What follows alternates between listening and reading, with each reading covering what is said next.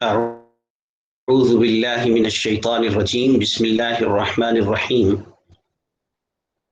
وإذ أخذنا ميثاق بني إسرائيل لا تعبدون إلا الله وبالوالدين إحسانا وذي القربى واليتامى والمساكين وقولوا للناس حسنا وأقيموا الصلاة وآتوا الزكاة صدق الله العظيم۔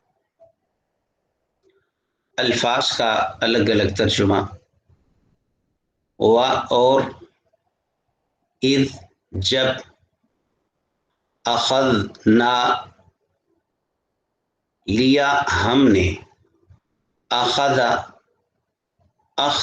اردو میں بھی استعمال ہوتا ہے پکڑنا لینا اخذ کرنا اور نا متکلم کی ضمیر ہے ہم نے میثاق اس کے اصل حروف ہیں وثاقہ اردو میں لفظ بولا جاتا ہے وثوق میں بڑے وثوق سے یہ بات کر رہا ہوں اسی سے میثاق کا لفظ بھی بنا ہے اس کا مطلب ہے پختہ عہد پکا وعدہ بنی اسرائیل یہ پہلے بھی گزر چکا ہے بنی جمع ہے ابن کی بنون یا بنین جمع آتی ہے اور بعض دفعہ آخر میں واو نون آتا ہے بعض دفعہ یا نون آتا ہے اور کبھی صرف واو یا نون باقی رہ جاتا ہے واو یا باقی رہ جاتا ہے اور نون بعض حالتوں میں موجود نہیں رہتا جیسے مسلمون مسلمین یا مسلمو مسلمی اور اسرائیل حضرت یعقوب علیہ السلام کا نام ہے اس کا لفظی مطلب ہوتا ہے عبداللہ اللہ کے بندے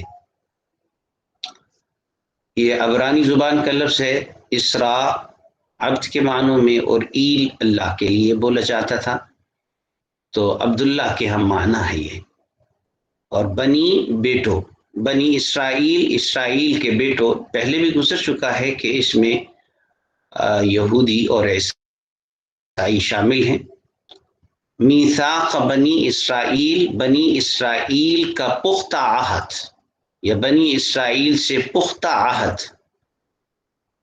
لا تعبدون الا اللہ لا نہیں تعبدون تم عبادت کرو گے تا اور آخر میں واو نون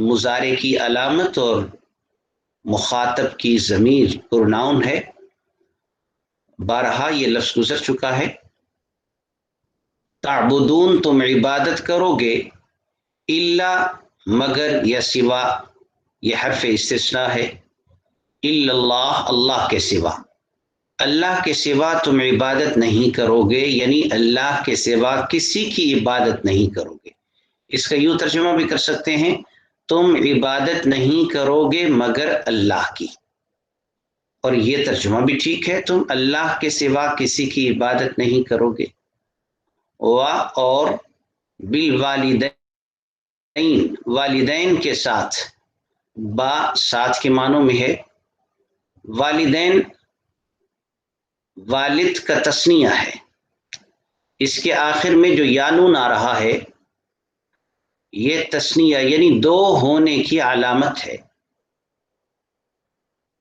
آپ پہلے پڑھ چکے ہیں گرامر میں کہ عربی زبان میں جمع تین سے شروع ہوتی ہے ایک کو واحد کہتے ہیں اور تین اور اس کے بعد آنے والے جو الفاظ ہوتے ہیں وہاں سے جمع کا آغاز ہوتا ہے تین سے اور درمیان میں ایک لفظ ہوتا ہے جسے تثنیہ کہا جاتا ہے تو والدین تثنیہ ہے دو اور اس کی علامت یہی ہے کہ اس کے آخر میں عام طور پر آنی یا عینی ہوتا ہے جیسے مسلمن ایک مسلمان مسلمان یا مسلمین دو مسلمان تو والد باپ کو کہتے ہیں اور والدین باپ اور ماں دونوں کو کہتے ہیں تو والدین کا جو لفظ ہے اس میں والد کے لفظ کو غالب قرار دیا گیا اور ماں باپ دونوں کو والدین کہا گیا ایک والد ہے ایک والدہ ہے تو وبالوالدین، اور والدین کے ساتھ احساناً اچھا سلوک کرنا. احسان اردو میں بولا جاتا ہے احسان کرنا یعنی اچھا سلوک کرنا. و اور ذی القربا، ذی ذو کی جمع ہے. ذو کا لفظی مطلب ہوتا ہے والا، ذی والے. اردو میں بھی بولا جاتا ہے ذو مال، ذو ثروت. ذی القربا، قربا قرابت اور رشتہ داری کو کہتے ہیں.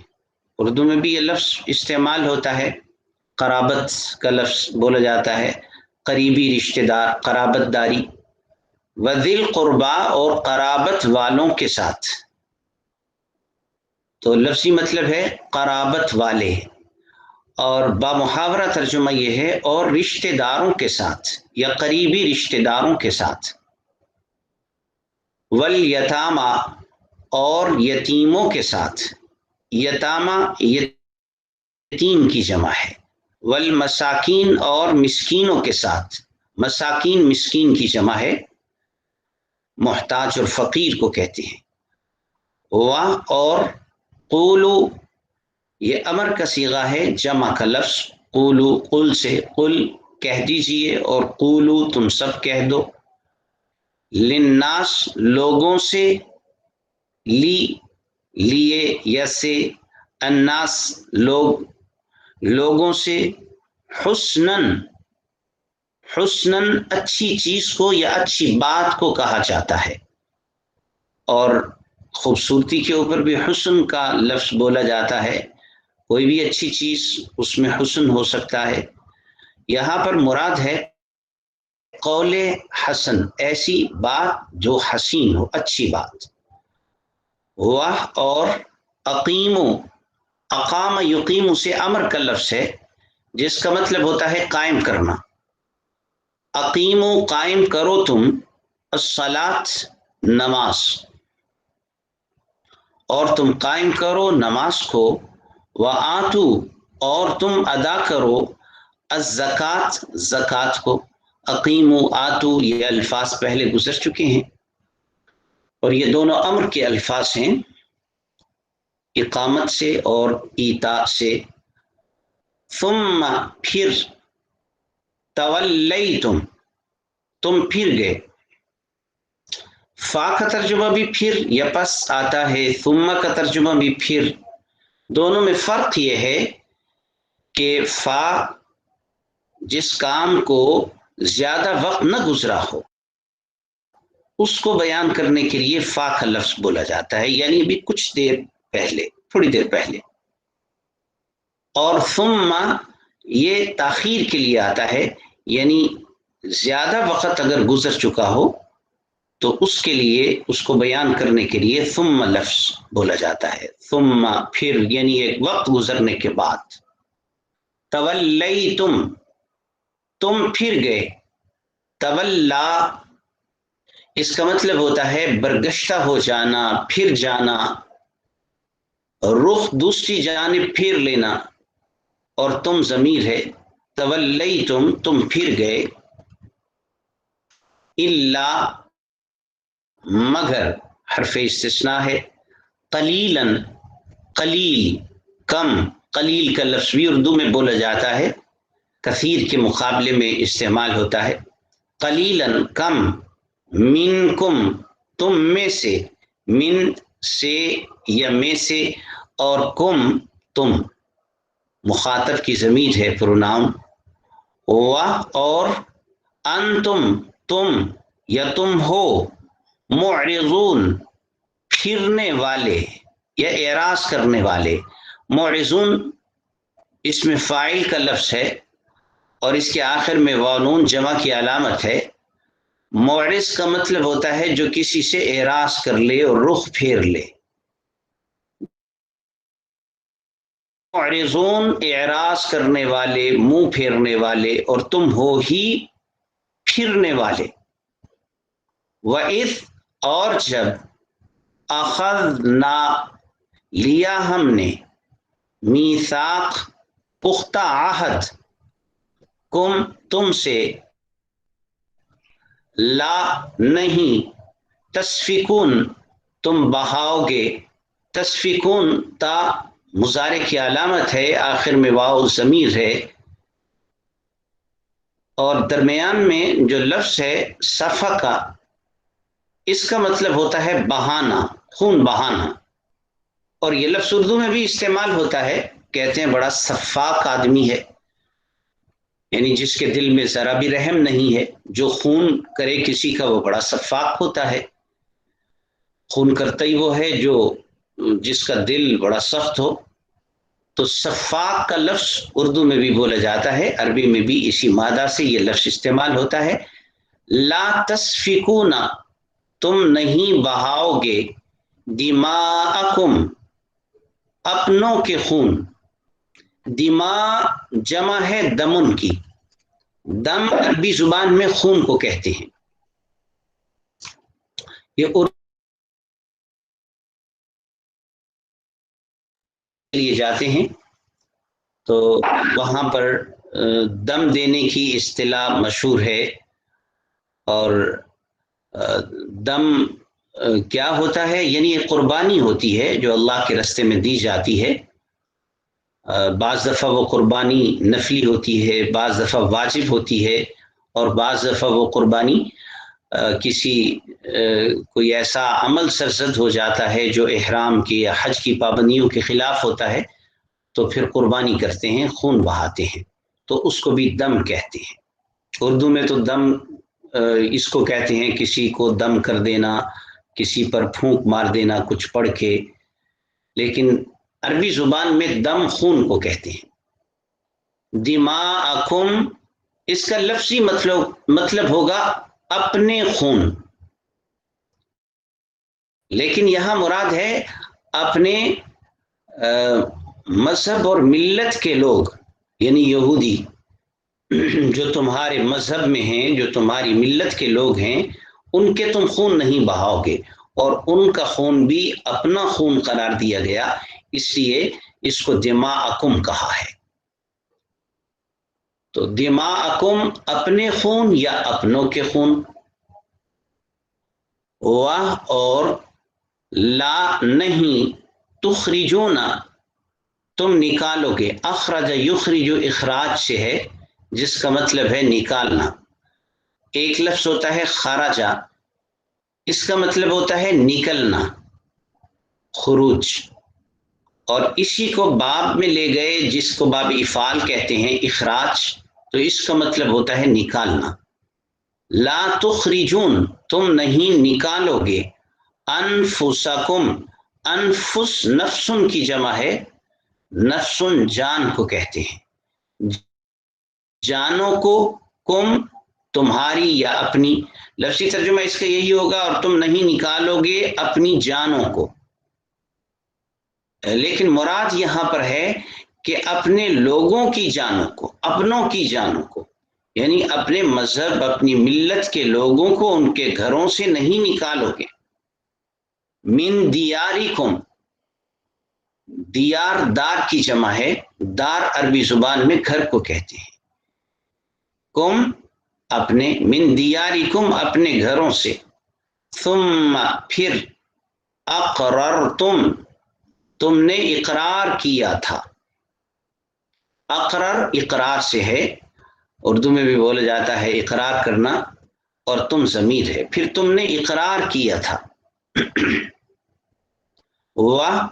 اور انتم تم تشہدون گواہی بھی دیتے ہو، یہاں پر دو ضمیریں اکٹھی ہیں، انتم بھی ضمیر ہے، پروناؤن ہے، اور یہ علیحدہ استعمال ہوتی ہے، شروع میں آتی ہے انتم، اور آخر میں واو بھی ضمیر ہے، وہ بھی مخاطب کی اور جمع کی ضمیر ہے، انتم بھی مخاطب کی اور جمع کی ضمیر ہے، تو اس جیسے مواقع پر ایک ہی ضمیر کا ترجمہ کرتے ہیں، یوں نہیں کرتے کہ تم، البتہ اس سے تاکید ضرور پیدا ہو جاتی ہے کلام میں، تو انتم تشہدون کا مفہوم یہ ہوگا کہ یہ بڑی یقینی سی بات ہے کہ تم اس بات پر گواہ بھی ہو، تو کلام میں تاکید اور زور پیدا ہو گیا، اور تشہدون شہید یشہد شہادت سے ہے جس کا مطلب ہے گواہی دینا. ثم پھر انتم تم، یہ وہی ضمیر ہے جو جدا ہو کر شروع میں استعمال ہوتی ہے مخاطب کی. ہؤلاء اس کا لفظی مطلب ہے یہ لوگ. اصل میں ہؤلاء جمع ہے ہذا کی. ہذا مرد کے لیے بولا جاتا ہے اور ہذہ مؤنث کے لیے عورت کے لیے بولا جاتا ہے. یہ اس میں اشارہ ہیں جس سے کسی قریب کی چیز کی طرف اشارہ کرنا مقصود ہوتا ہے. اور ان کی جمع آتی ہے ہؤلاء جس کا لفظی مطلب ہوگا یہ لوگ. محاورتاً اس کا ترجمہ یہ کیا گیا پھر تم وہ لوگ ہو.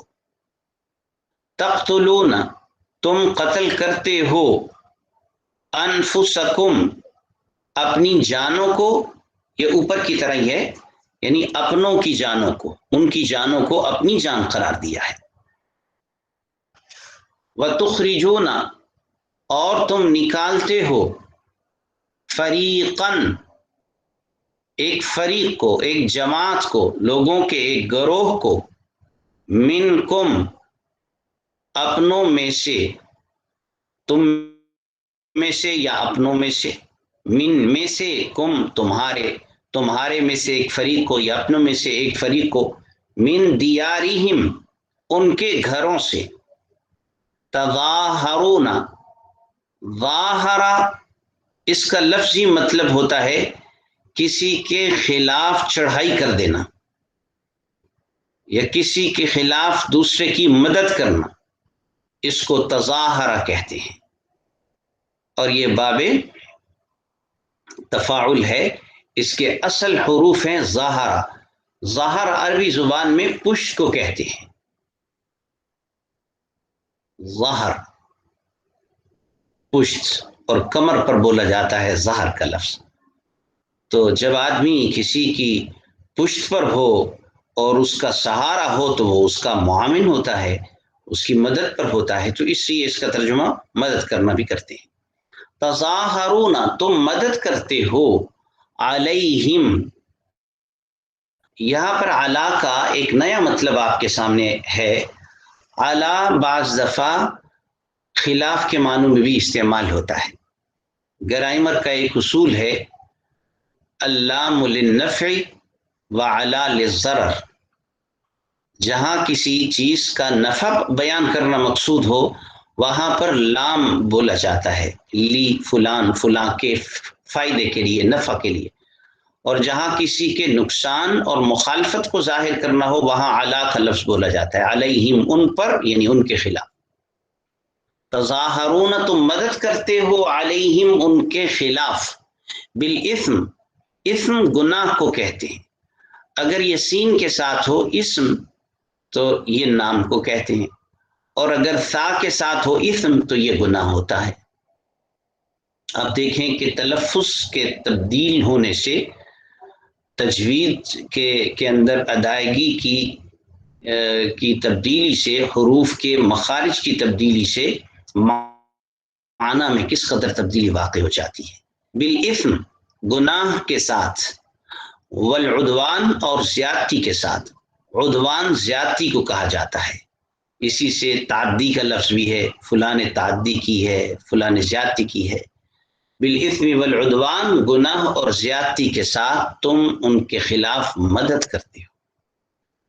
واہ اور ان اگر، یاتوکم اتا یاتو آئے، آنا، یاتو مضارع کا لفظ ہے اور غائب کا جمع کا صیغہ ہے. یاتو وہ آئیں،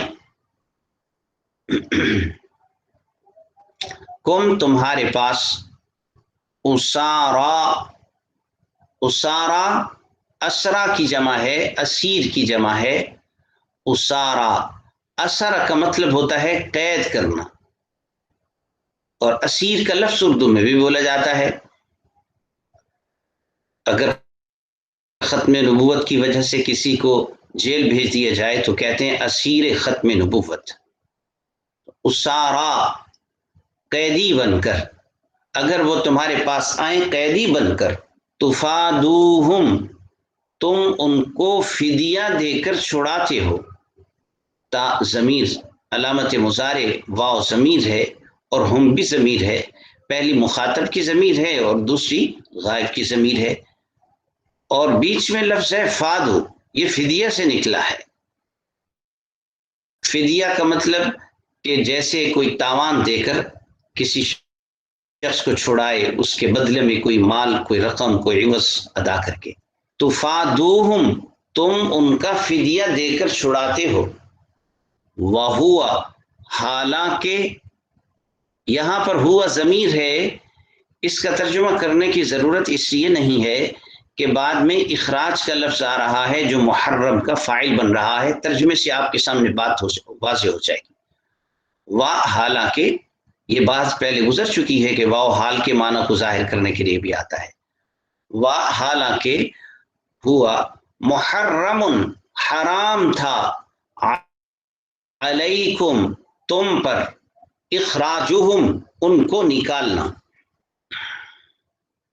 محرم مفعول کا صیغہ ہے. ویسے ایک مہینے کے اوپر بھی یہ لفظ بولا جاتا ہے محرم، سفر، لیکن یہاں پر یہ حرام کے معنی میں ہے. حالانکہ تم پر ان کو نکالنا حرام تھا. تو محرم اس میں فاعل ہے، اس کا فاعل اخراج آ رہا ہے بعد میں. حرام تھا، کیا حرام تھا؟ اخراج حرام تھا. اس وجہ سے ہوا کا ترجمہ الگ سے کرنے کی ضرورت نہیں ہے، کیونکہ جب فعل یا جو اس میں فاعل مفعول وغیرہ ہوتے ہیں، جب فعل میں کوئی فاعل موجود ہو تو پھر اس طرح کی ضمیروں کا ترجمہ کرنے کی ضرورت نہیں ہوتی.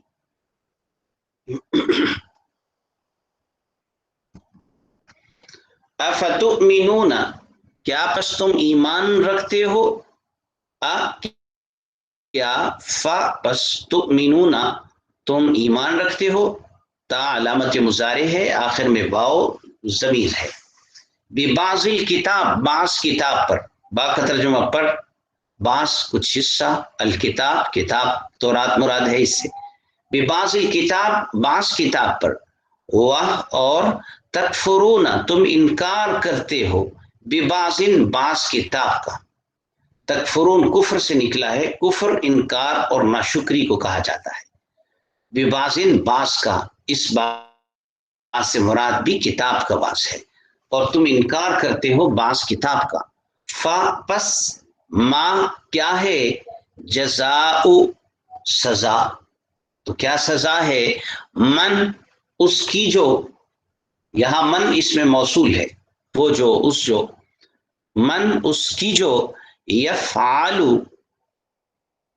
کرتا ہے، ذالک وہ یا یہ کام، منکم تم میں سے، تم میں سے اس کی جو یہ کام کرے، کیا سزا ہے؟ الا، سوائے، خزی، رسوائی کے، فی الحیات الدنیا، دنیا کی زندگی میں. خزی رسوائی کو کہا جاتا ہے، فی الحیات الدنیا، دنیا کی زندگی میں. ویوم القیامہ، اور قیامت کے دن، یردون، یہ ردن سے نکلا ہے جس کا مطلب ہوتا ہے لوٹانا. یردون، انہیں لوٹایا جائے گا، الی اشد العذاب، سخت عذاب کی طرف، سب سے سخت عذاب کی طرف. اشد اس میں تفضیل کا لفظ ہے جس میں دوسرے کی نسبت شدت کے معنی ملحوظ ہیں. تو سب سے سخت عذاب کی طرف اسے لوٹایا جائے گا. اور ما، نہیں، اللہ تعالی، بغافل، بے خبر. بی کا الگ سے یہاں ترجمہ کرنے کی ضرورت نہیں، غافل بے خبر کو کہتے ہیں. اس میں فاعل کا لفظ ہے، یہ غفلہ سے نکلا ہے. وما اللہ بغافل، اور اللہ تعالی بے خبر نہیں ہے، عن ما تھا اصل میں، اس سے جو، تعملون، تم عمل کرتے ہو. اولئک، یہ وہ لوگ ہیں، اولئک یہ ذالک کی جمع ہے، ذالک وہ ایک مرد، اور اولئک وہ سب مرد. الذین، یہ اس میں موصول ہے، الذین جنہوں نے، اشتروا، پہلے بھی یہ لفظ متعدد مرتبہ گزر چکا ہے. اشترا سے ہے یہ، جس کا مطلب ہوتا ہے خریدنا، اسی سے لفظ ہے مشتری، خریدار. اشتراؤ خرید لیا انہوں نے الحیات الدنیا دنیا کی زندگی کو بالآخرتی آخرت کے بدلے میں. پس لا نہیں یخفف تخفیف سے نکلا ہے اور یہ مجہول کا لفظ ہے. اس کے مجہول ہونے کی نشانی مضارع مجہول میں آخر سے پہلے حرف پر زبر ہوتا ہے اور جو شروع میں مضارع کی علامت ہوتی ہے اس کے اوپر پیش دے دیا جاتا ہے اگر پیش نہ ہو، اور آخر سے پہلے حرف یا جتنے بھی متحرک حرکت والے حروف ہوتے ہیں ان کو زبر دے دیا جاتا ہے. فلا یخفف پس تخفیف نہیں کی جائے گی، ہلکا نہیں کیا جائے گا، عنہم ان سے، العذاب عذاب کو، ولا ہم اور نہ ان کی، ینصرون مدد کی جائے گی. تو یہاں ہم بھی ضمیر ہے، ینصرون میں واو بھی ضمیر ہے اور یا مضارع کی علامت ہے. ان سب کا اکٹھا ترجمہ اس لفظ سے کر دیا گیا ان، وہ سب ان، ولا ہم ینصرون اور نہ ان کی مدد کی جائے گی. وَلَقَدْ اور یقیناً تحقیق، آتینا آتینا عطا کی ہم نے، آتا یوتی اتا سے ہے جس کا مطلب ہوتا ہے دینا، عطا کرنا. موسیٰ علیہ السلام کو الکتاب کتاب یعنی تورات، اور قفینا قفا سے ہے جس کا مطلب ہے یک کے بعد دیگرے بھیجنا، ایک کے بعد پھر بھیجنا، تسلسل کے ساتھ بھیجنا، اسے قفا کہتے ہیں. وقفینا اور ہم نے مسلسل بھیجے، من بعدہ ان کے بعد یعنی موسیٰ علیہ السلام کے بعد، بالرسل رسول کی جمع ہے اور اللہ تعالیٰ کے انبیاء کو کہا جاتا ہے رسول. تو ہم نے مسلسل بھیجے رسول ان کے بعد، موسیٰ علیہ السلام کے بعد. وآتینا اور ہم نے عطا کی عیسی ابن مریم، عیسیٰ مریم کے بیٹے کو. عیسیٰ حضرت عیسیٰ علیہ السلام کا نام ہے، اس کا لفظی مطلب ہوتا ہے مبارک، بابرکت. ابن مریم مریم کے بیٹے، مریم حضرت عیسیٰ علیہ السلام کی والدہ ہیں، اس کا لفظی مطلب ہوتا ہے عابدہ و زاہدہ خاتون. عیسی ابن مریم مریم کے بیٹے عیسیٰ کو ہم نے عطا کی البینات واضح نشانیاں، بینات جمع ہے بینتن کی، اور بینہ نشانی کو، معجزے کو، واضح نشانیوں کو کہا جاتا ہے. واہ اور ایدناہ ہم نے ان کی تائید کی. اید یؤید تائید سے ہے، تائید کا لفظ اردو میں بھی بولا جاتا ہے. کہتے ہیں کون کون اس کی تائید میں ہے تو لوگ ہاتھ کھڑا کر لیتے ہیں، ہم اس کی تائید میں ہیں. وَأَيَّدْنَاهُ اور ہم نے اس کی تائید کی بروح القدس اور مقدس روح کے ساتھ. روح کو کہتے ہیں القدس، مقدس کے معنوں میں ہے، اور یہ جبریل امین علیہ السلام کا لقب ہے. بروح القدس مقدس روح، حضرت جبریل امین ان کے ساتھ ساتھ رہتے تھے. افکلما کیا پس جب بھی، جاءکم آئے تمہارے پاس، رسول اس کا لفظی ترجمہ تو یہی ہے جاءکم رسول، آئے تمہارے پاس رسول. لیکن آپ متعدد مرتبہ یہ بات پہلے بھی سن چکے ہیں کہ جاء کے بعد اس جملے میں اگر با آ رہا ہو تو جاء کا ترجمہ پھر لانا کے ساتھ کرتے ہیں، پھر آنا نہیں کرتے. تو اس لیے یہاں پر جاء کے بعد با آ رہا ہے، ثم جاءکم رسول، ثم جاءکم رسول بما لا تہوی، تو با رہا ہے، اس وجہ سے جاء کا ترجمہ کریں گے لائے.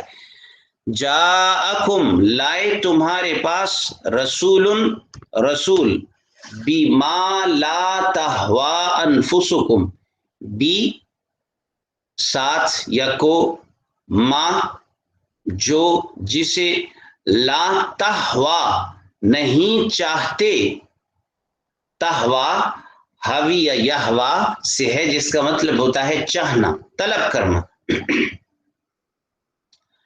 تو لا تہوی نہیں چاہتے، انفسکم تمہارے دل، جس کو تمہارے دل نہیں چاہتے تھے، استکبرتم تم نے تکبر کیا، ففریقن بس ایک جماعت کو، کذبتم تم نے جھٹلایا، وفریقن اور ایک جماعت کو، تقتلون تم قتل کرتے رہے، وقالو اور انہوں نے کہا، قلوبنا غلف، قلوبنا قلب کی جمع ہے قلوب، ہمارے دل، غلف اغلف کی جمع ہے، اغلف اسے کہتے ہیں جس پر غلاف لپیٹ دیا گیا، تو ہمارے دل غلاف والے ہیں، بلکہ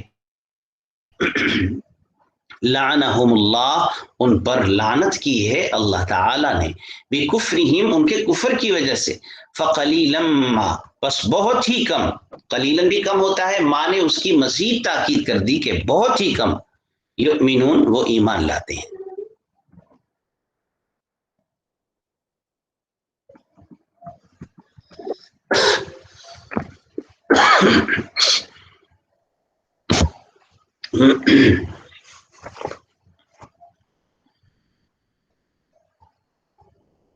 با محاورہ ترجمہ بھی ساتھ ساتھ تفسیر کے ساتھ ہی انشاءاللہ ہو جائے گا، اس کی مختصر تفسیر۔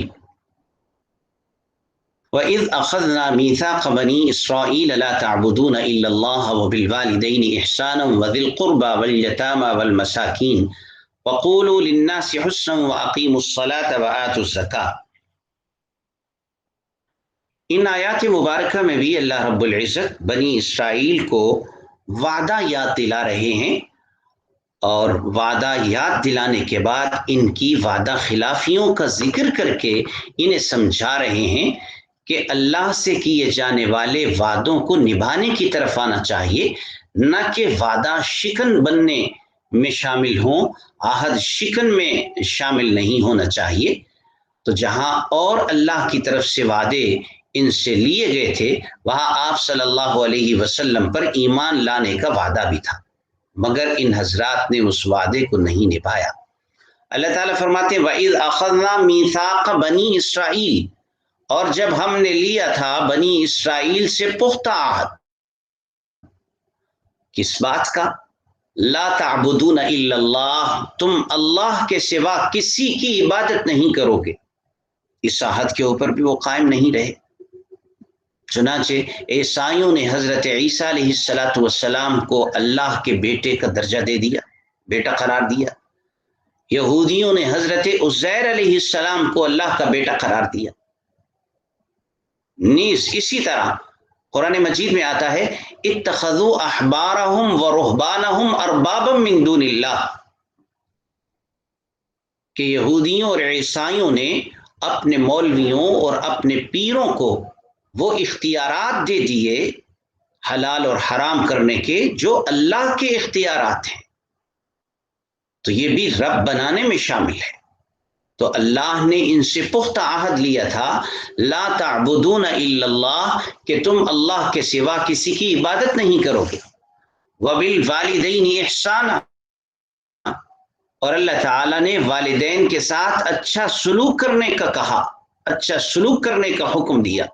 اس میں بھی معاشرتی اقدار کے اعتبار سے بزرگوں کے ساتھ، والدین کے ساتھ حسن سلوک کے حوالے سے یہ حضرات حق نہیں ادا کر رہے، اپنے عہد کے تقاضوں کو نہیں نبھا رہے۔ وَذِي الْقُرْبَى وَالْيَتَامَى وَالْمَسَاكِينِ، اور قریبی رشتہ داروں کے ساتھ تم نے اچھا سلوک کرنا ہے، یتیموں اور مسکینوں کے ساتھ تم نے اچھا سلوک کرنا ہے، جبکہ اس میں بھی عہد شکنی ان کی عادت بن چکی تھی، جیسے کہ آگے کی آیات میں کچھ واقعات کی تفصیل بھی آ رہی ہے جس میں انہوں نے اپنے ہی رشتہ داروں کی مخالفت کی اور ان کو مارا، لڑائی کی، اور دشمن کے ساتھ مل کر اپنے مذہب اور مسلک کے لوگوں کو انہوں نے تحقیر کیا اور ان کو نقصان پہنچایا۔ تو اللہ سے کیے گئے عہد سے انحراف ان لوگوں کی عادت بن چکا تھا، انہیں یاد دلا کر اصلاح کی طرف متوجہ کیا جا رہا ہے کہ تمہارے اندر یہ معاشرتی برائیاں پیدا ہو چکی ہیں، ان کی اصلاح کرو۔ اور ان سب میں سب سے اہم یہ ہے کہ آپ صلی اللہ علیہ وسلم کے متعلق تم سے لیے گئے عہد کے تقاضوں کو بھی پورا کرو۔ وَقُولُوا لِلنَّاسِ حُسْنًا، اور تم لوگوں سے اچھی بات کہو. یعنی جب بھی تم بات کرو کسی سے تو وہ بات عمدہ بات ہونی چاہیے، اچھی بات ہونی چاہیے. آپ نے دیکھا ہے کہ بعض اوقات صرف بات کرنے کی وجہ سے ہی جھگڑے کھڑے ہو جاتے ہیں خاندانوں میں. شوہر نے سختی کے ساتھ بات کر دی، بیوی کو برداشت نہ ہوئی، یا بیوی نے کوئی سخت جملہ بول دیا، شوہر کے لیے ناقابل برداشت ہو گیا. اسی سے اختلافات کا سلسلہ دراز ہوتا چلا جاتا ہے. تو جب بھی بات کرے انسان، قولوا للناس حسنا، لوگوں سے اچھی بات کرو یا خاموش ہو جاؤ. اگر اچھی بات نہیں کر پاتے تو خاموش ہو جاؤ، اور اگر بات کرنی ہے تو پھر اچھی بات کرو. وَأَقِيمُوا الصَّلَاةَ، اور نماز قائم کرو. یہ بھی ان سے وعدہ لیا گیا تھا کہ نماز کو قائم کرنا ہے. کہا جاتا ہے کہ 2 نمازیں فرض تھیں ان پر، تو ان کو نماز قائم کرنے کا حکم دیا گیا. وَآتُوا الزَّکَاةَ، اور تم زکوٰۃ ادا کرو. ان پر بھی زکوٰۃ فرض تھی، جیسے کہ صاحب ایمان لوگوں پر زکوٰۃ فرض ہے، لیکن احکام کی نوعیت مختلف ہو سکتی ہے. کہا جاتا ہے کہ ان کے اوپر زکوٰۃ چوتھا حصہ فرض تھی. یعنی اگر کسی کے پاس 4 لاکھ روپیہ ہے تو 1 لاکھ روپیہ وہ زکوٰۃ میں ادا کر دے گا، جبکہ صاحب ایمان لوگوں پر 40واں حصہ زکوٰۃ فرض ہے، کہ اگر کسی کے پاس 40 لاکھ ہو تو پھر 1 لاکھ روپیہ زکوٰۃ ادا کرے گا. بہرحال اللہ تعالیٰ نے ان کو بھی یہ حکم دیا تھا کہ تم نماز قائم کرو اور زکوٰۃ ادا کرنے کا اہتمام کرو. یہ سب باتیں اللہ کے عہد کا حصہ تھی، اور پختہ عہد لیا گیا تھا بنی اسرائیل سے انبیاء کے ذریعے سے. ثم تولیتم الا قلیلا منکم، پھر تم پھر گئے مگر بہت تھوڑے لوگ رہ گئے جو نہیں پھرے. وانتم معرضون، اور تمہاری عادت ہے کہ تم پھر جاتے ہو. اللہ اکبر. انسان عہد کر لے اگر تو اس کو نبھانے کی ترغیب ہے، وعدہ کر لے تو اس کو پورا کرنے کی ترغیب ہے. آج کل یہ اس قسم کا معاشرتی برائی اتنی عام ہو چکی ہے کہ عہد یا وعدے کو نبھانے کو ضروری خیال نہیں کرتے، اس کو وقت گزاری کے لیے استعمال کرتے ہیں. وقت پاس کرو، کوئی پریشانی آنے والی ہے اس سے نکلو، اگلے وقت میں کون جانے اس وعدے کو اور کون نبھائے اس عہد کو. اللہ تعالیٰ بنی اسرائیل کو یاد دلا رہے ہیں کہ تمہارے عہد میں یہ شامل ہے. الا قلیلا منکم، بہت ہی کم لوگ تھے جو اس عہد پر قائم رہے. وانتم معرضون، اور تمہاری عادت بن چکی ہے کہ تم پھرنے والے ہو. وَإِذْ أَخَذْنَا مِيثَاقَكُمْ لَا تَسْفِكُونَ دِمَاءَكُمْ وَلَا تُخْرِجُونَ أَنفُسَكُمْ مِنْ دِيَارِكُمْ. اس سے قبل کی آیت میں اللہ تعالی نے بنی اسرائیل سے جن پختہ لیے جانے والے عہود کا تذکرہ کیا، اس میں اللہ کی عبادت اور اس کی وحدانیت، والدین کے ساتھ حسن سلوک، قریبی رشتہ داروں کے ساتھ حسن سلوک، یتیموں کے ساتھ حسن سلوک، مساکین کے ساتھ حسن سلوک، اور عمدہ بات کہنا، اور نماز قائم کرنے اور زکوٰۃ ادا کرنے کے عہد کا تذکرہ سابق آیت میں کیا گیا. اس آیت میں وَإِذْ أَخَذْنَا مِيثَاقَكُمْ لَا تَسْفِكُونَ دِمَاءَكُمْ، اللہ رب العزت 2 احکام کا مزید ذکر فرماتے ہیں. چنانچہ فرمایا ہم نے تم سے بڑا پختہ عہد لیا تھا. لا تسفکون دماءکم، پہلا عہد یا عہد کا پہلا حصہ جس کا تمہیں حکم دیا گیا وہ یہ کہ تم آپس میں خون ریزیاں نہیں کرو گے، خون نہیں بہاؤ گے ایک دوسروں. اللہ اکبر. یہی بات آپ صلی اللہ علیہ وسلم نے بھی فرمائی ہے. احادیث مبارکہ میں حجۃ الوداع میں آپ صلی اللہ علیہ وسلم کی ہدایات کا تذکرہ موجود ہے، جس میں آپ نے فرمایا ان دماءکم و اموالکم و اعراضکم حرام علیکم کا حرمت یومکم ھذا، تمہاری عزتیں، تمہارے مال اور تمہارے خون ایک دوسرے پر ایسے ہی حرام ہیں جیسے کہ یہ مہینہ، یہ مقام، یہ حج کا مقام قابل احترام، جیسے کہ یہ دن قابل احترام ہے. تو آج صاحب ایمان لوگ بھی اس عہد پر عمل پیرا نہیں ہے، آپس میں ایک دوسرے کے خون کے در پہ ہے، چھوٹی چھوٹی باتوں کے اوپر خون بہا رہے ہیں، الیکشن اور ووٹنگ کے اوپر خون بہ رہے ہیں، خاندانی تنازعات پر خون بہ رہے ہیں، چھوٹی چھوٹی باتوں پر ایک دوسرے کے خلاف خون بہانے کے منصوبے تیار ہو رہے ہیں، بلکہ اس طرح کے کام مروج ہو چکے ہیں، خاص طور پہ جو خواتین کے حوالے سے باتیں معروف ہیں کہ کچھ لوگ بیٹھے ہوتے ہیں مارکیٹ میں پیسے لے کر دوسروں کو ڈسٹرب کرنے کے حوالے سے سحر اور اس قسم کی مختلف چیزیں، جس سے دوسرا بیمار ہو اور بیمار ہو کر صاحب فراش ہو جائے اور اس کے بعد زندگی سے ہاتھ دھو بیٹھے، یہ سب صف کے دماغ میں شامل ہے، خون ریزی کرنا، خون بہانا۔ تو اللہ تعالیٰ نے فرمایا کہ ہم نے تم سے عہد لیا تھا، لا تسفکون دماءکم، تم اپنوں کے خون نہیں بہاؤ گے، ولا تخرجون انفسکم من دیارکم، اور تم اپنوں کی جانوں کو اپنے گھروں سے باہر نہیں نکالو گے، یعنی کوئی ایسی حرکت نہیں کرو گے جس سے تمہارے بھائی، تمہارے ساتھی، تمہارے مسلک کے لوگ اپنے گھروں سے نکلنے پہ مجبور ہو جائیں، ایسی کوئی حرکت نہیں کرو گے۔ اللہ اکبر۔ قرآن کریم کی آیات کو اگر موجودہ حالات پر منطبق کرتے ہوئے ان کا مطالعہ کیا جائے تو ہر ایسی برائی جس کا تذکرہ پہلی امتوں کے حوالے سے قرآن کریم میں کیا گیا ہے اور جس کی اصلاح کی جانب متوجہ کیا گیا ہے، وہ موجودہ حالات میں ہمارے اندر اسی طرح کی برائیاں موجود ہیں اور پائی جا رہی ہیں۔ اللہ تعالیٰ نے بنی اسرائیل سے یہ کہا تھا کہ تم اپنے لوگوں کو ان کے گھروں سے نکلنے پہ مجبور نہیں کرو گے، نہیں نکالو گے۔ ہم سے بھی یہ عہد لیا گیا ہے، اس عہد کا قرآن میں ذکر کرنا ہی اس بات کی دلیل ہے کہ ہم سے یہ عہد ہے۔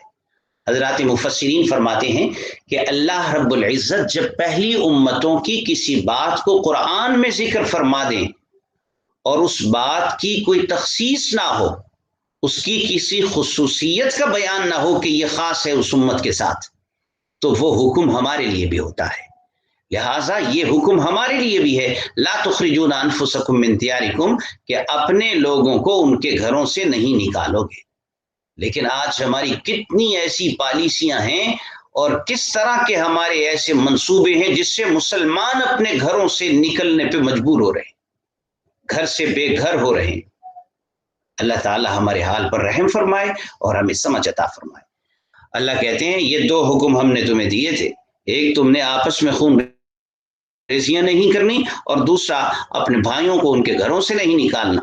ثم اقررتم، پھر تم اقرار بھی کرتے ہو کہ تمہیں یہ دو حکم دیے گئے تھے، وانتم تشہدون، اور گواہی بھی دیتے ہو کہ اللہ کی طرف سے ان باتوں کا عہد و پیمان لیا گیا تھا کہ آپس میں خون ریزیاں نہیں کرنی اور گھروں سے نہیں نکالنا، یعنی ان باتوں پر تم اقرار بھی کرتے ہو۔ جب کوئی تم سے سوال کر لے اور پوچھ لے تو دبے لفظوں میں تم اقرار بھی کر جاتے ہو اور گواہی بھی دے دیتے ہو کہ ٹھیک ہے، ہاں یہ حکم تو ہے کہ آپس میں خون ریزیاں نہیں کرنی ہیں اور اپنے بھائیوں کو گھروں سے نکلنے پہ مجبور نہیں کرنا ہے، اقرار بھی کر رہے ہو، گواہ بھی ہو، لیکن تمہارا طرز عمل اس کے خلاف ہے۔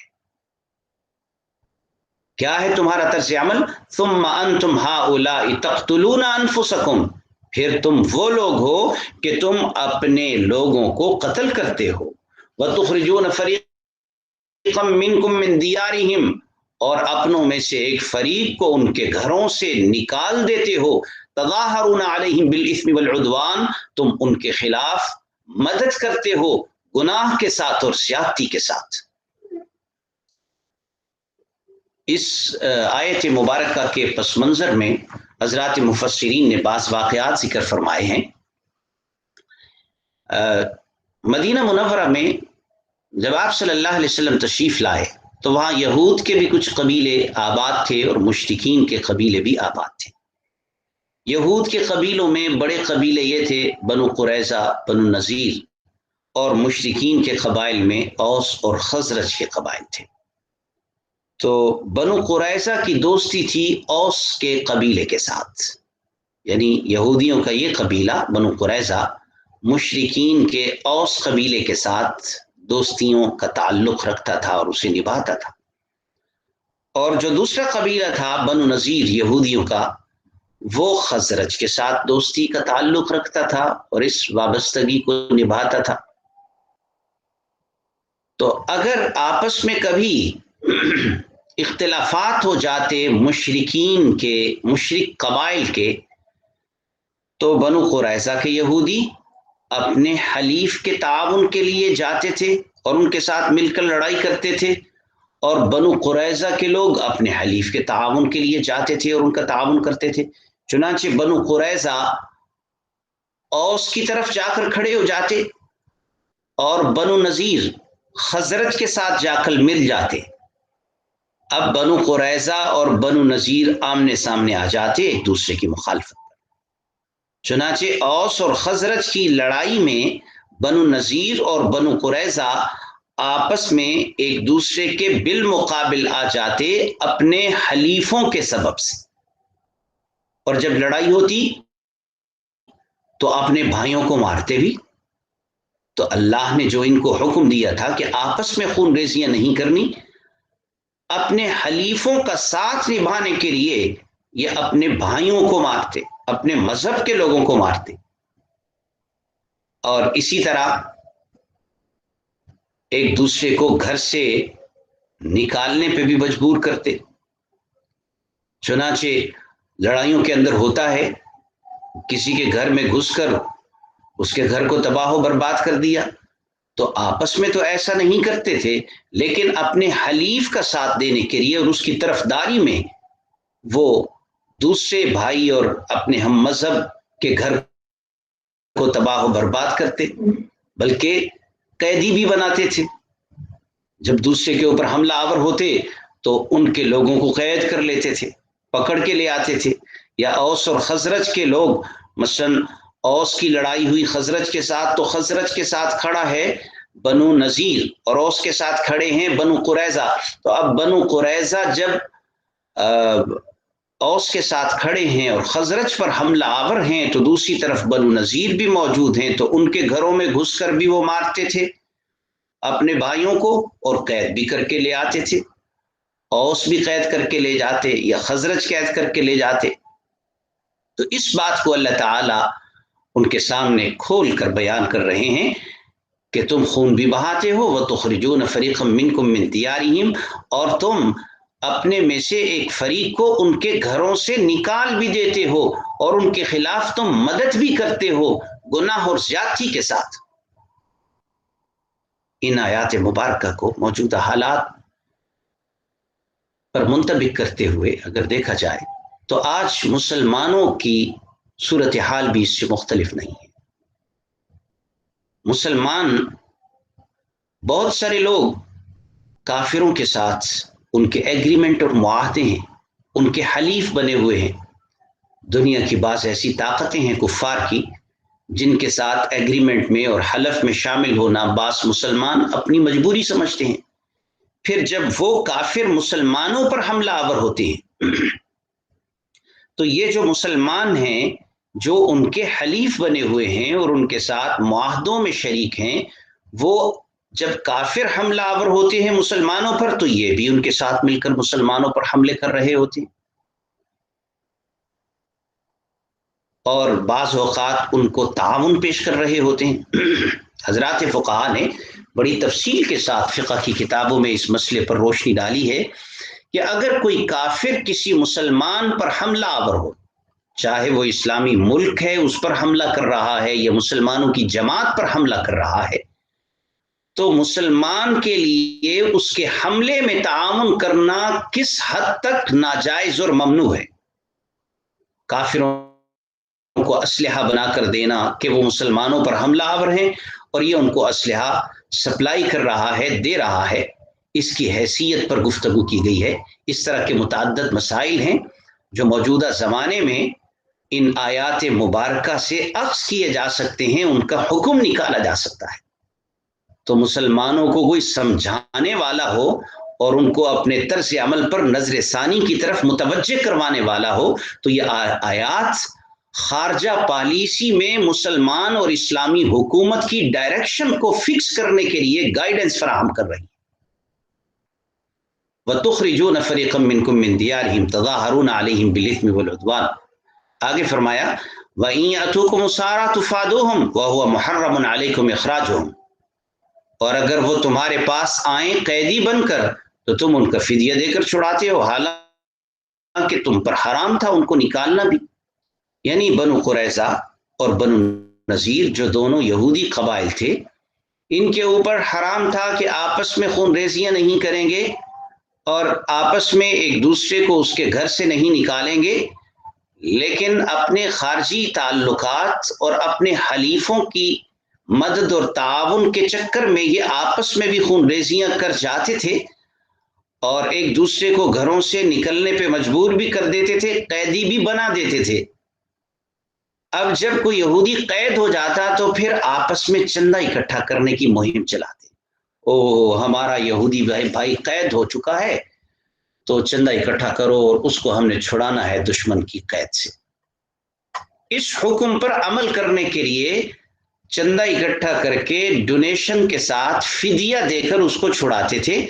اللہ کہتے ہیں وَهُوَ مُحَرَّمٌ عَلَيْكُمْ إِخْرَاجُهُمْ، تمہیں اتنی بات معلوم نہیں ہے کہ تمہارے اوپر یہ حرام ہے کہ ان کے گھروں سے انہیں نکالو۔ فدیہ دے کر چھڑانے، قیدی چھڑانے کے حکم پر تو تم عمل کرنے کے لیے ڈونیشن اکٹھا کر رہے ہو، لیکن اس کو نکالنے کے لیے، اس کو بدر کرنے کے لیے، گھر سے باہر نکالنے کے لیے دشمن کا ساتھ دینا یہ بھی تم پر حرام تھا۔ اللہ اکبر کبیرہ، دیکھیے کس قدر یہ آیات موجودہ حالات پر منطبق ہیں۔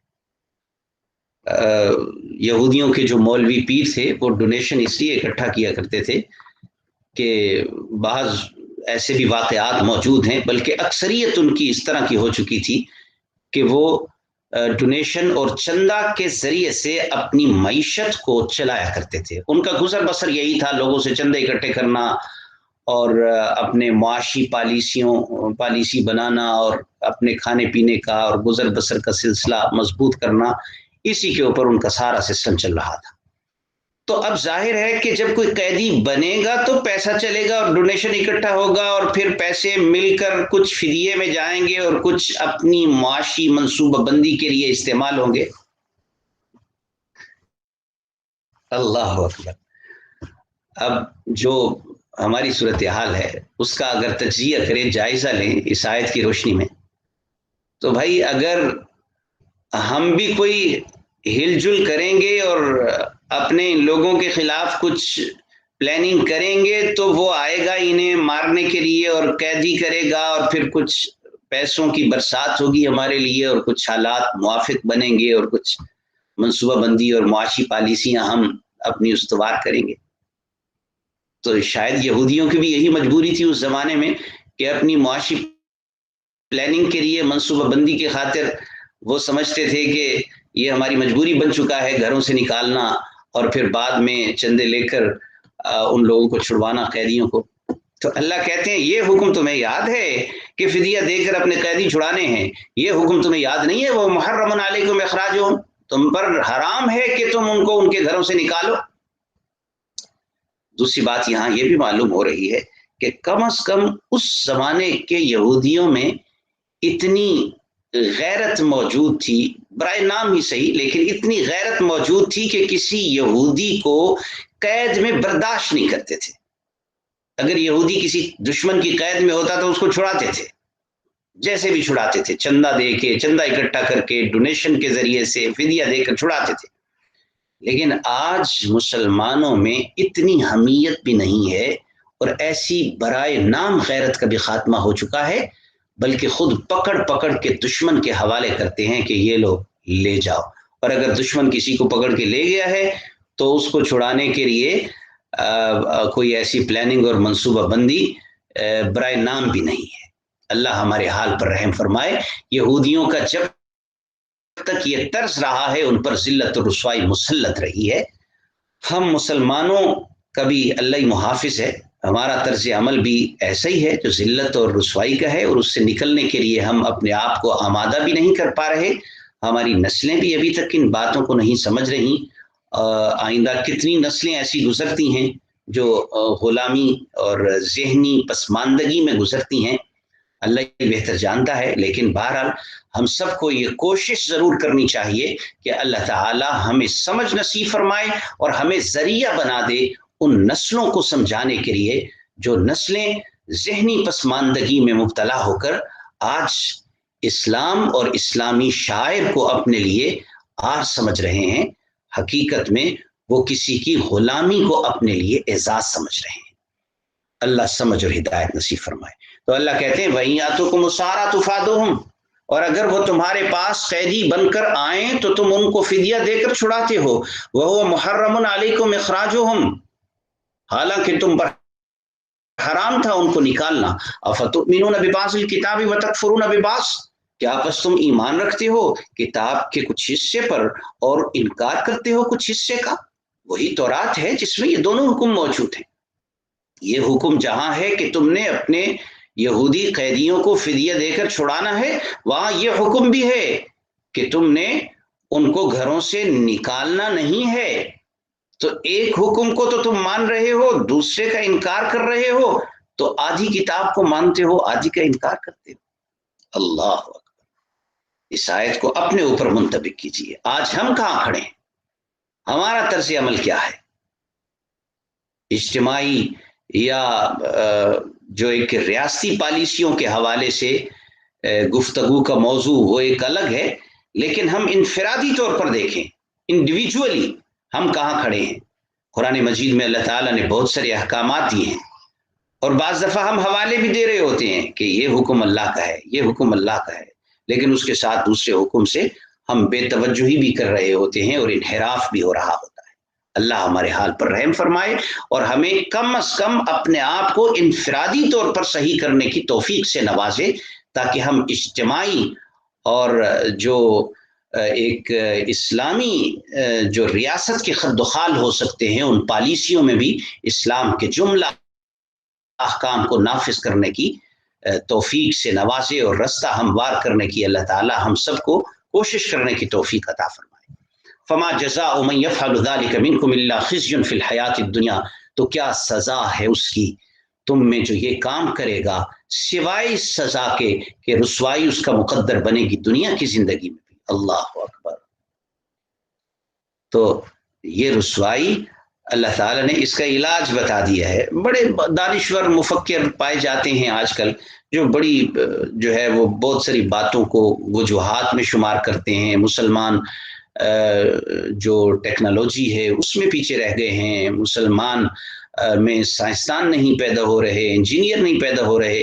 لیکن اللہ کہتے ہیں یہ ہم حکم دیتے ہیں کہ ان پر عمل کرو، تم کچھ کو مانتے ہو کچھ کو نہیں مانتے ہو. فما جزاء من يفعل ذلك منكم، تو اس کی سزا میں تمہارے اوپر رسوائی مسلط ہو جاتی ہے فی الحیات الدنیا. کوئی یہ بھی نہ سمجھے کہ یہ تو آخرت کی رسوائی ہے. اللہ کہتے ہیں فی الحیات الدنیا، دنیا کی زندگی میں بھی رسوائی. وَيَوْمَ الْقِيَامَةِ يُرَدُّونَ إِلَىٰ أَشَدِّ الْعَذَابِ، اور قیامت کے دن ان کو لوٹایا جائے گا سخت سے سخت عذاب کی طرف، سب سے سخت عذاب کی طرف. وَمَا اللَّهُ بِغَافِلٍ عَمَّا تَعْمَلُونَ، اللہ تعالیٰ بے خبر نہیں ہیں تمہارے ان اعمال سے جس کے تم مرتکب ہو رہے ہو. أُولَٰئِكَ الَّذِينَ اشْتَرَوُا الْحَيَاةَ الدُّنْيَا بِالْآخِرَةِ، یہی وہ لوگ ہیں جنہوں نے دنیا کی زندگی کو خرید لیا ہے آخرت کے بدلے میں. اگر ان کے پیش نظر آخرت ہوتی تو یہ دنیا کو نظر انداز کر کے آخرت کو ترجیح دیتے اور کتاب کے احکام پر مکمل عمل کرتے. لیکن انہوں نے آخرت کو نظر انداز کر دیا ہے اور دنیا کی عیش و عشرت میں کھو گئے اور یہاں کی بھلائی اور بہتری اور مفادات کو سمیٹنے اور انہیں حاصل کرنے کی جستجو میں لگ گئے. فلا يخفف عنهم العذاب ولا هم ينصرون، بس ہلکا نہیں کیا جائے گا ایسے لوگوں سے عذاب کو، ولا هم ينصرون، اور نہ ان کی مدد کی جائے گی. وَلَقَدْ آتَيْنَا مُوسَى الْكِتَابَ وَقَفَّيْنَا مِن بَعْدِهِ بِالرُّسُلِ، اور ہم نے موسیٰ علیہ السلام کو کتاب عطا فرمائی یعنی تورات سے نوازا. وَقَفَّيْنَا مِن بَعْدِهِ بِالرُّسُلِ، اور ان کے بعد ہم نے مسلسل رسول بھیجے. چنانچہ بنی اسرائیل میں سینکڑوں انبیاء کرام علیہ السلام تشریف لائے، حضرت موسیٰ علیہ السلام کے بعد بھی آئے. وآتینا عیسی ابن مریم البینات، بنی اسرائیل کے جو آخری نبی حضرت عیسیٰ بن مریم، ان کو ہم نے واضح نشانیاں عطا فرمائی۔ حضرت عیسیٰ کا تذکرہ اللہ تعالیٰ نے قرآن مجید میں متعدد مقام پر فرمایا ہے، اور عیسیٰ علیہ السلام کو ان کی والدہ کی طرف منسوب فرمایا، عیسیٰ بن مریم، مریم کے بیٹے۔ اس میں اس بات کو بتلایا گیا ہے کہ حضرت عیسیٰ کو اللہ تعالیٰ نے بغیر باپ کے پیدا فرمایا ہے حضرت مریم سے۔ اگر باپ ہوتے ان کے بالفرض والمحال تو پھر ان کی طرف نسبت ہوتی، کیونکہ انسان کا جب نسب بیان کیا جاتا ہے تو وہ باپ کی طرف اس کی نسبت سے اس کے نسب کو بیان کیا جاتا ہے۔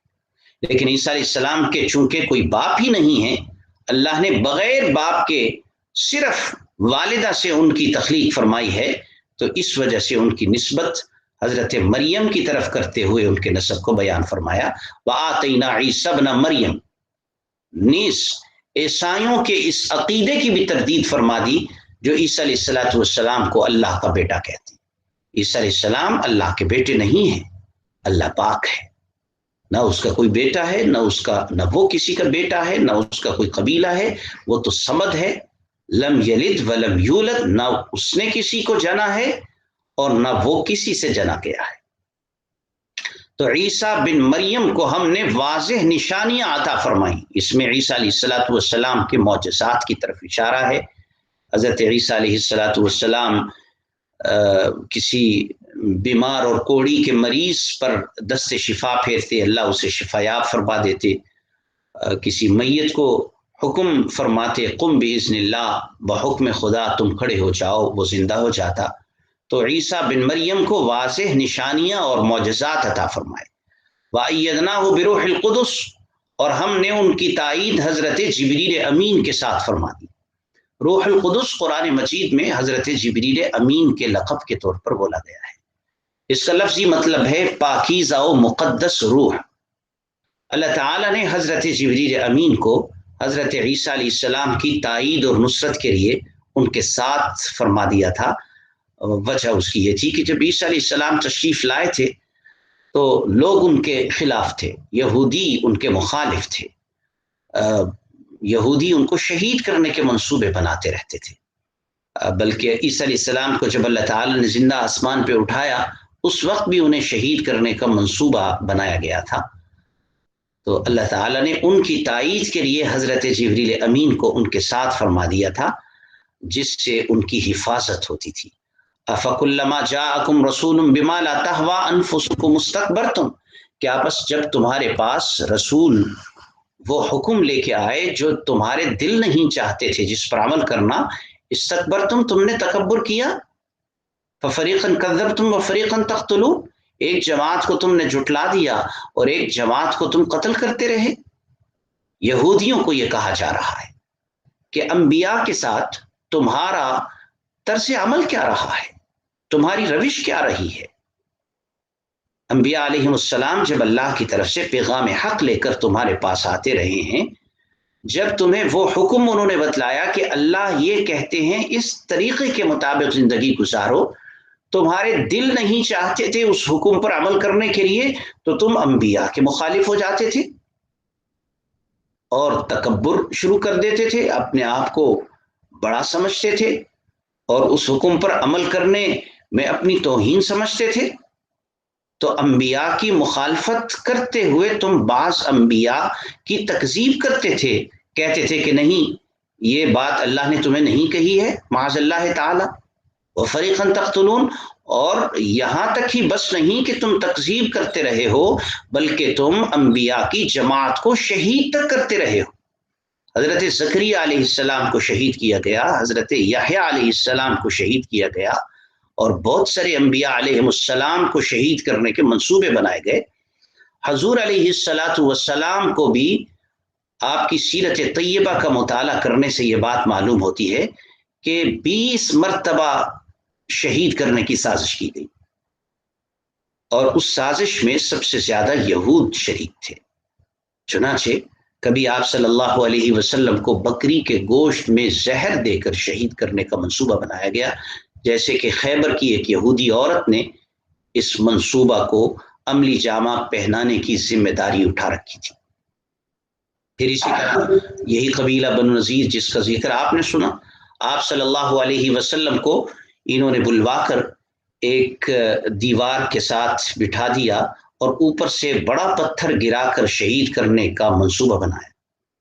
یہ سب یہودیوں کے منصوبے تھے، تو انبیاء کو شہید کرتے رہے ہو، یہ تمہارا طرز عمل اور یہ روش رہی ہے۔ اس آیت کو موجودہ حالات پر منطبق کریں۔ مسلمان آج کیا کر رہے ہیں؟ آپ صلی اللہ علیہ وسلم پر نبوت مکمل ہو چکی ہے، آپ کے بعد کوئی نبی نہیں بن کر آئے گا۔ حضور صلی اللہ علیہ وسلم نے فرمایا العلماء ورثۃ الانبیاء، علماء انبیاء علیہم الصلاۃ والسلام کے علوم کے وارث جو حق کو بیان کرتے ہیں۔ کیا علماء کی شہادتیں نہیں ہو رہی؟ مسلمان کیا سلوک کر رہے ہیں وارثین انبیاء کے ساتھ؟ مجموعی طور پر طرز عمل کو دیکھا جائے، یہ الگ بات ہے کہ مسلمانوں میں کچھ فرقے بازیاں ہیں، کچھ تفرقے ہیں، کچھ جماعت بندیاں ہیں، آپس میں اختلافات ہیں، ایک دوسرے سے دوریاں اور بعد ہیں۔ اس کے پیچھے بھی کچھ محرکات ہیں جس کی وجہ سے یہ تفرقے پیدا کچھ تو ہوئے ہیں اور کچھ کیے جاتے ہیں۔ بہرحال یہ ایک الگ موضوع ہے، لیکن کیا کوئی بھی حق پرست نہیں ہے؟ کوئی بھی ایسا نہیں ہے جو قرآن کو بیان کر رہا ہو؟ کوئی بھی ایسا نہیں ہے جو حق کی شمع جلا کر راہ حق کی طرف لوگوں کو دعوت دے رہا ہو؟ یقیناً ایسے اہل حق موجود ہیں۔ کیا ایسے اہل حق کے ساتھ مسلمانوں کا مجموعی طرز عمل، ان کی تکریم، ان کے اعزاز اور احترام اور ان کی ہدایت سے ہدایت کے حصول کا رہا ہے، یا ان کو شہید کرنے کے منصوبے بنائے گئے ہیں؟ ہماری زیادہ دور کی نہیں، حالیہ تاریخ بھی ایسی ہی ہے جو تاریخ ہمارے لیے کوئی باعث عزت نہیں ہے۔ تو اللہ تعالیٰ نے یہودیوں کا یہ رویہ قرآن میں ذکر فرمایا، فَفَرِيقًا كَذَّبْتُمْ وَفَرِيقًا تَقْتُلُونَ، ایک جماعت کو تم نے جھٹلایا ہے اور ایک جماعت کو، انبیاء کی جماعت کو تم شہید کرتے رہے ہو۔ وَقَالُوا قُلُوبُنَا غُلْفٌ، ایک طرف تو تمہارے یہ کرتوت اور تمہارے یہ مجرمانہ پالیسی اور رویے، اور دوسری طرف تم انبیاء کو یہ کہتے تھے قلوبنا غلف، ہمارے دل غلاف میں ہے جی، ہمارے دلوں پر تمہاری باتوں کا اثر نہیں ہوتا، ہمارے دل بڑے پاکیزہ ہیں اور ان پر غلاف چڑھے ہوئے ہیں، لہذا تمہاری باتیں ہمارے دل پر اثر انداز نہیں ہوتی۔ بل لعنہم اللہ بکفرہم، بلکہ اللہ نے لعنت کر دی ہے ان کے کفر کی وجہ سے، ان کے دلوں کو حق کی صلاحیت سے محروم کر دیا ہے۔ فقلیلا ما یؤمنون، بہت ہی کم ہیں جو یہ ایمان لاتے ہیں۔